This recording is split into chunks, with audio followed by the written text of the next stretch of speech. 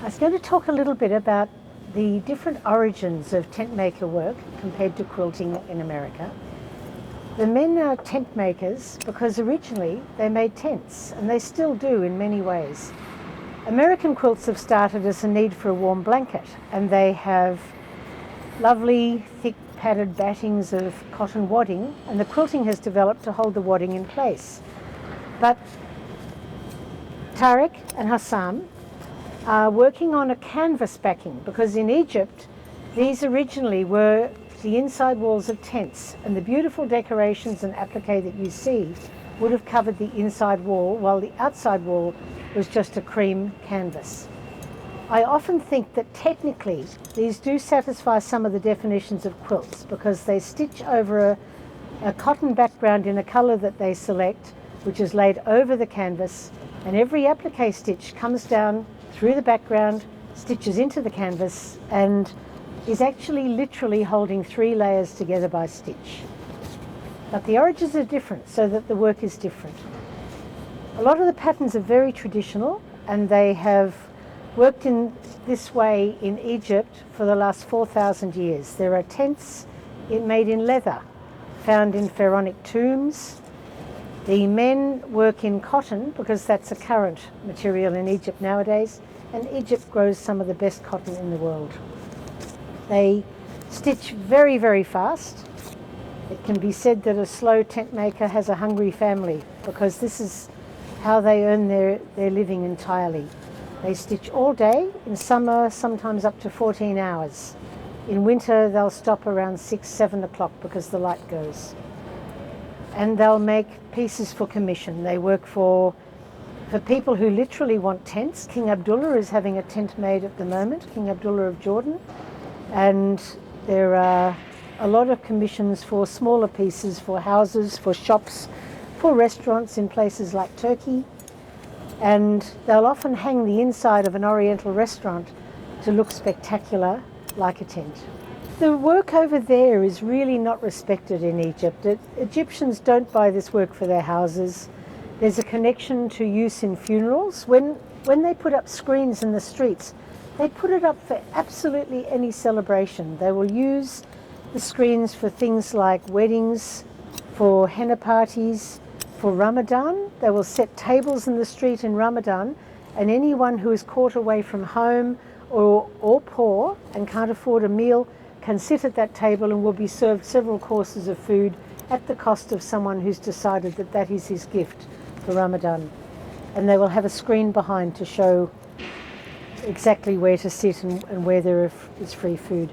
This is interesting because Hosam is stitching down an edge here, and he's just picked up a pair of scissors and roughly cut out the scallops. No marking, no accuracy in our way, but he's been doing it for 25 years, so he's very, very good at it.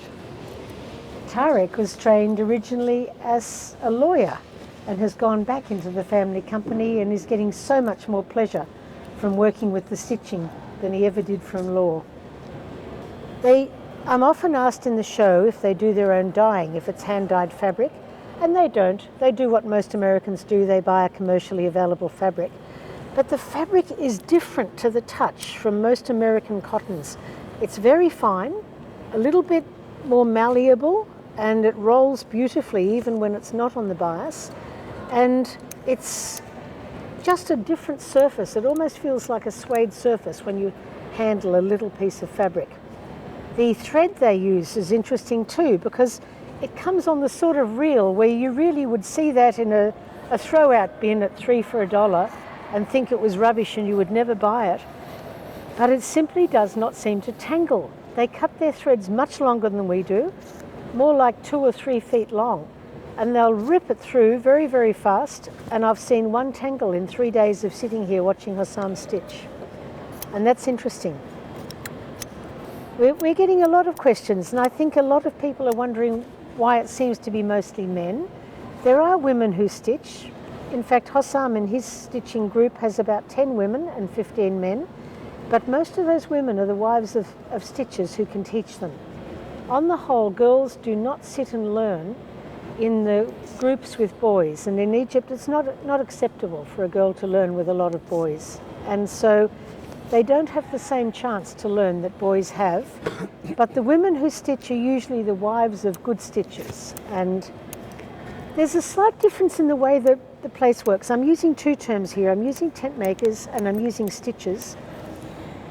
The tent makers run a gallery and they are expert designers and expert stitchers like Hosam and Tarek. And each little gallery works pretty much like an American gallery, but they're about the size of a normal suburban bathroom here. And they will have a stable of stitchers, men who are given almost a kit. They're given an order. They might be told they can choose their own colors, but they will be asked for a specific design by the designer, and they go off and make it, and then they'll channel it back through the shop. But the shop is also responsible for them. In theory, it's one man, one piece.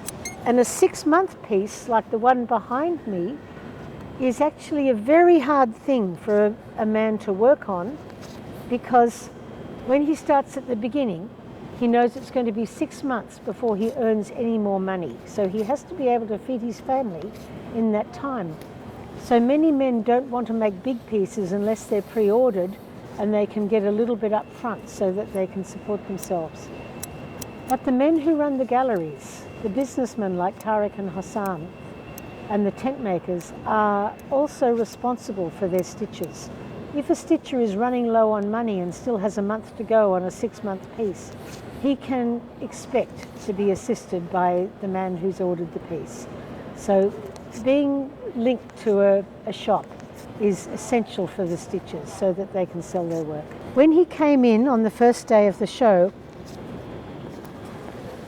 Hosam sat down and made a pattern. He took a large piece of brown paper and he folded it first in half as a rectangle, then in a square.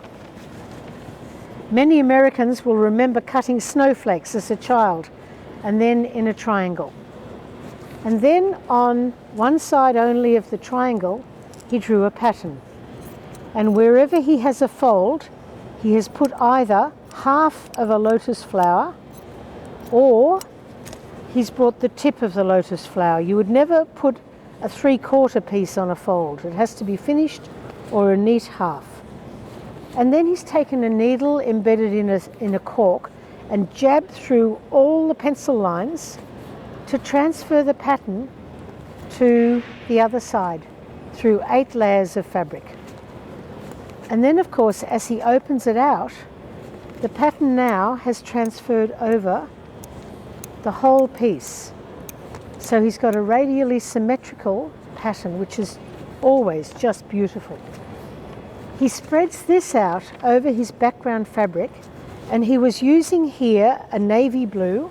So he's put the navy blue fabric on the floor and put this over the top and sprinkled just a little sprinkle of baby powder, talcum powder, over the piece. And he uses a little handful of cotton scraps to drag from the center out and smooth that talcum through the holes. He lifts it away and he will have rows of tiny white dots. And of course they don't last. If you flick it, every little dot just disappears. But he then sits down and marks every line with a wax pencil and joins the dots. So that's what he's done to get his fine lines onto his pattern. And that's the only marking he does. He doesn't mark the pieces that he's going to sew down. He simply marks these lines, and then he makes sure every line is completely covered with careful fine applique. These patterns actually become very, very precious for the family, and they usually have a whole stack of them, sometimes up to 1 inch high, piled on the bench they're sitting on under the rug, so that they have them very, very safe. And this is an 8-fold, because this is an 1/8 of the large square. For a large piece, like the work behind me, they actually have a piece of paper that size. If it's even bigger, they will tape the paper, but they make very big paper in Egypt.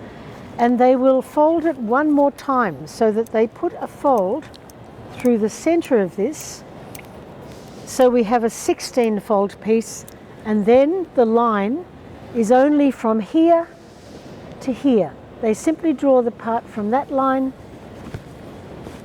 to this line, and it duplicates.